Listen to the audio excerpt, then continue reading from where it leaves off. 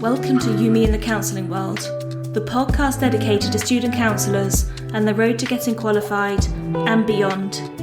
Are you starting your level 4 diploma soon and feeling nervous? This is the podcast for you.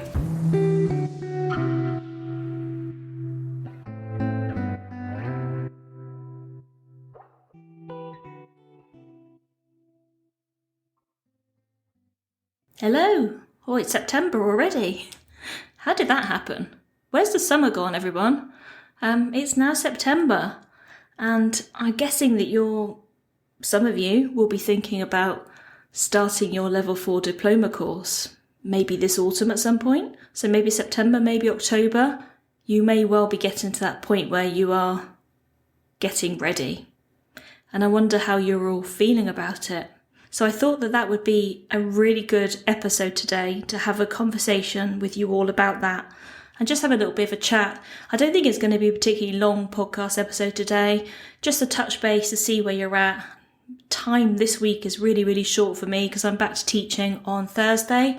I'm very much looking forward to getting back into the college environment, but it also means that I've got a lot less time this week. So I thought I'd do a really quick podcast episode for you, and maybe I won't edit it very much, if at all. So if it doesn't sound great, that's the reason why. I'm hoping it will sound okay still, but you never know. You never know what these things are like, do you? I've had terrible technical issues recently, so I'm hoping that this is all going to go very smoothly in the recording of this episode today.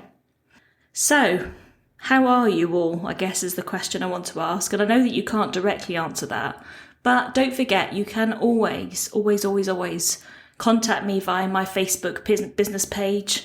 I will pop a link to that in the show notes below. So anytime you want to ask any questions or reach out or make a comment on anything, please do. It'll be lovely to hear from you. So although I can't directly hear back from you in terms of how you are, drop me a little comment somewhere. I'll pop a post up on the Facebook page so that you can leave a comment under there to let me know how you are doing.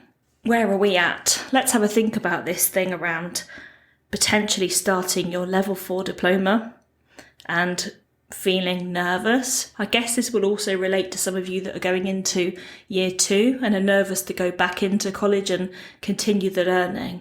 And a lot of what I'm going to talk about today is going to be related to joining a brand new diploma group for you. So, really entering into the beginning of your training. And this episode is very much inspired by a lovely listener by the name of Olivia. She reached out to me and just mentioned about being really quite nervous and anxious about starting her diploma course. And so this episode is very much inspired by some of the questions that she asked me and some of the responses I gave to her in terms of how she was feeling about it all. And I think the biggest thing that comes up for many students really is that feeling of imposter syndrome. Now, for those of you that don't know what imposter syndrome is, it's about thinking about being in the room with everybody and feeling that huge sense of fraud. I am a fraud. I shouldn't be here. In a minute, somebody's going to notice that I'm not good enough to be here. They're going to realise that I am, talking through gritted teeth because I haven't got a clue what I'm doing. That's the sort of thing I'm talking about when I talk about imposter syndrome. So just feeling like you're just not good enough to be there. You don't deserve to be there. That sort of thing. Now, I hear that a lot at our college, lots of people feeling that way and feeling as if this isn't the place for them because they're not good enough. Why would anybody trust me with their worries and concerns? Why would a client want to talk to me? Why would my group accept me here? So there's lots of that, lots of thinking about feeling like an absolute imposter, feeling like you just don't belong. And I just wanted to say to you all that it is so common to feel that way. And I too have felt that way many times, many times, where I felt this sense of, well, why would clients want to speak to me in the first place? And why do these students all sit down and listen to me? Like, what have I got to say that's helpful or useful? Why do people listen to me on the podcast? Why do they come reach out to me and say thank you? Why do they find this useful? Why do they listen to me? Why do they believe me? So there's lots of those sorts of feelings and thoughts that come up for me even to this day. But it's definitely something that I've struggled with in my life to date, and it's got a lot better, but there are still times when I really question that. And I think all that we can do is to accept that we're all just doing our best. You will have worked hard to get onto the course that you're going on to. You have just as much right to be there as anybody else. And I think it's about being real and sharing yourself with the group as much as you feel able to share. And it's okay to feel that sense of I don't belong here for a little while. It'll take some time for you to feel comfortable in that environment and with those people. It's a big course and a big undertaking, but that doesn't mean to say you can't do it. And so I just want to say that if you're feeling that sense of imposter syndrome, like you don't deserve to be on your course, just have a little think about that. Because the ultimate thing is at the end of this, you're going to be out in the world helping people in the community, helping people in private practice, helping people in organisations. You're going to be out there doing that work.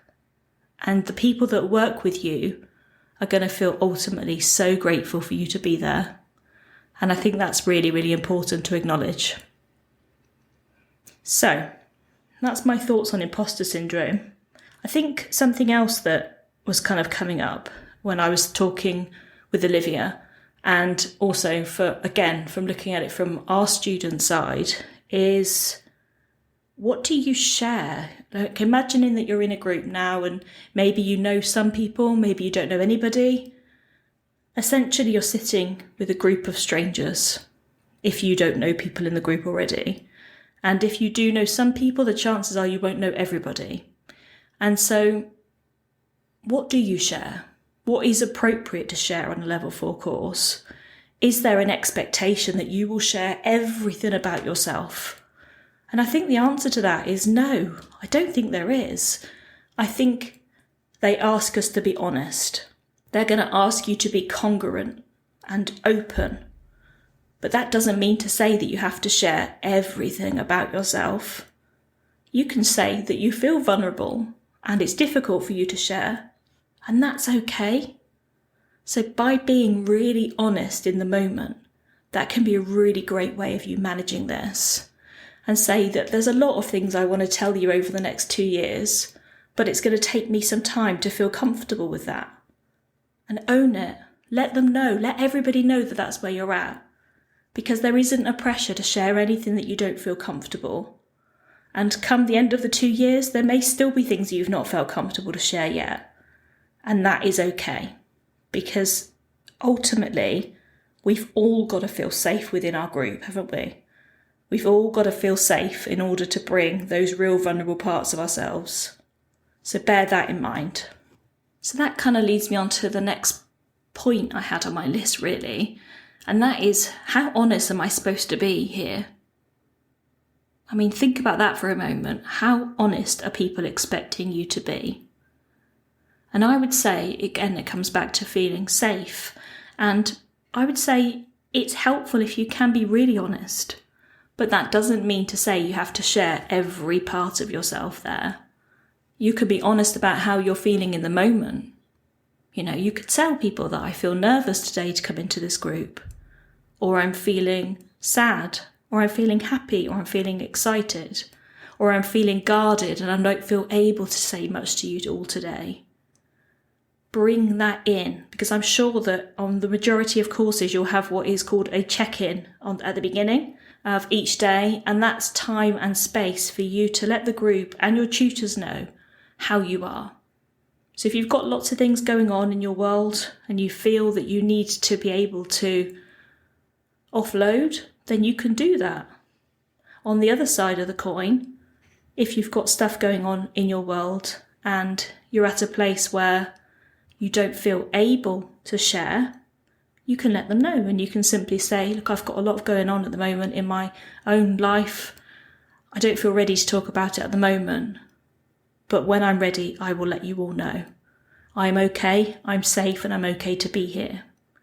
That lets everybody know that you're feeling all right to be at the college in the first place and that you're there ready to learn and it's okay and you can be safe in skills practice. but it is also saying that you've got some stuff that you're working through right now, and that is totally okay. So it's about working out what you feel comfortable and happy to share, but also thinking about your own kind of growing edge, and where some of our own challenges come is sometimes where some of our learning happens too, and thinking about where those growing edges lie might be a really, really important thing for you to do. I hope that kind of hits the mark for you when you're thinking about how honest to be.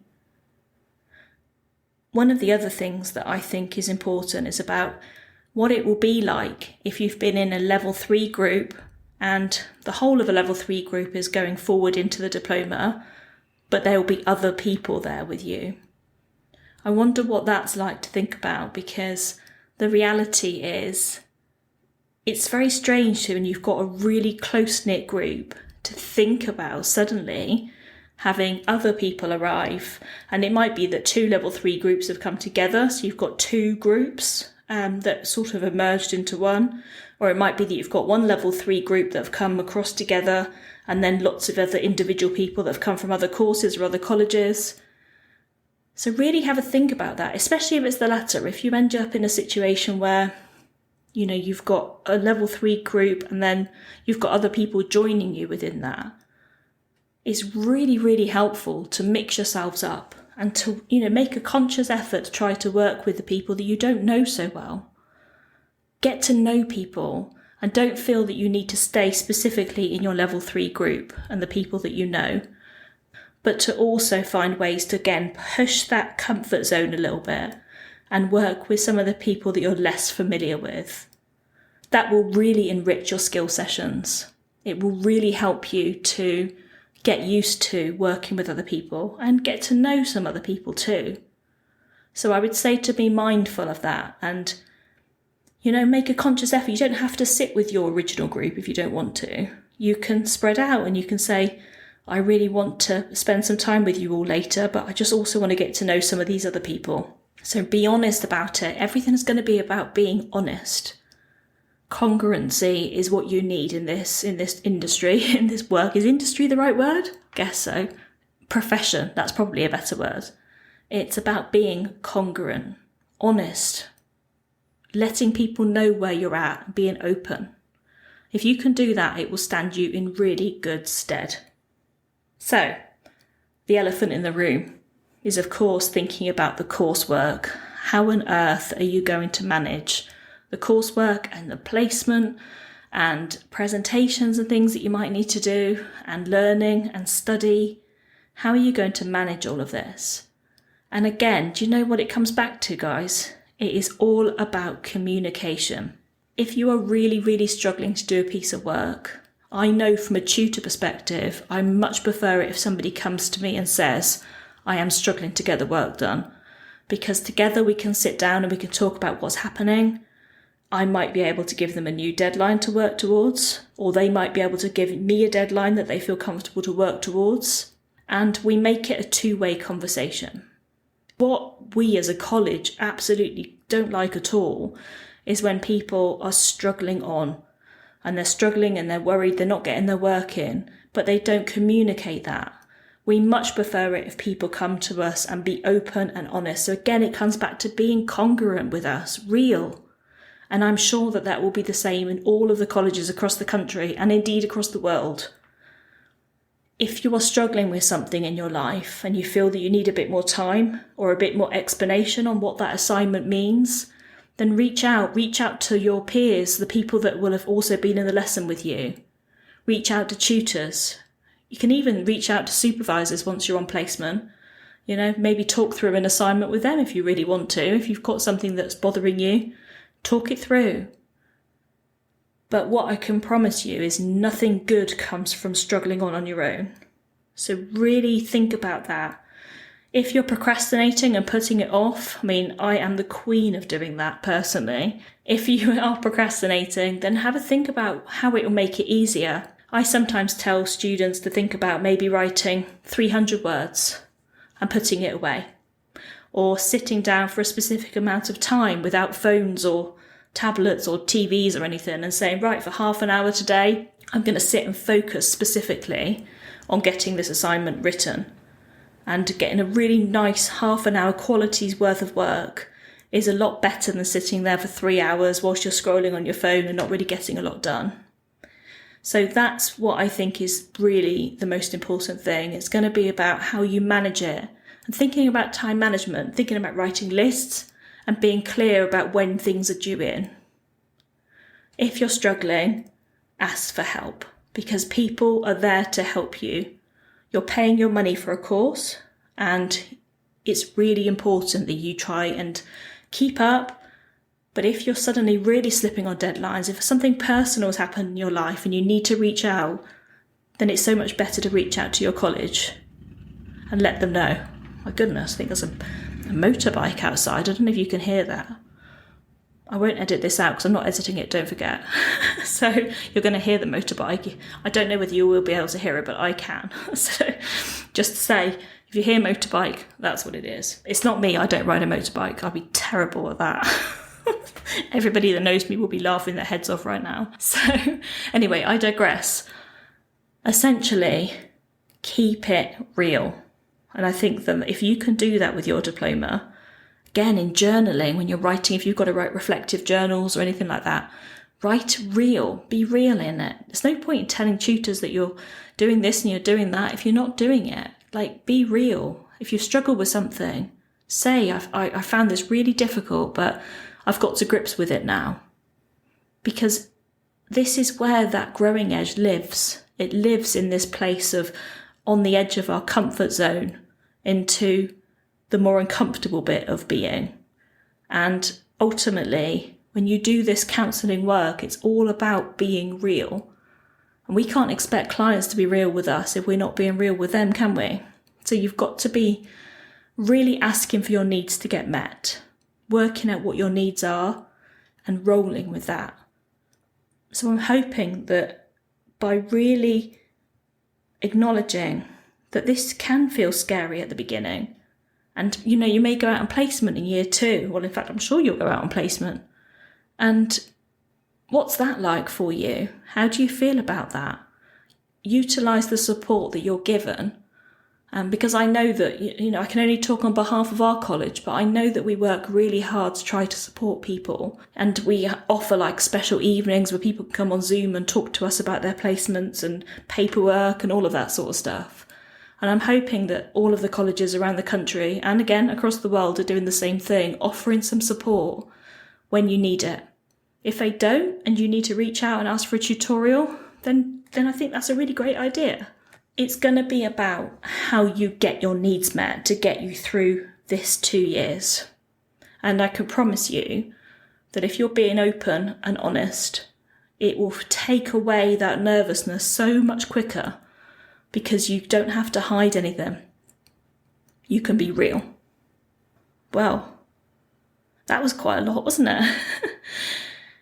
I hope that helped and that made some sense for you all. And for anybody that is about to start a level 4 diploma course, or indeed any other course at this point, I just want to say the very, very, very best of luck to you. Just be yourself, because that's all you can be, is yourself.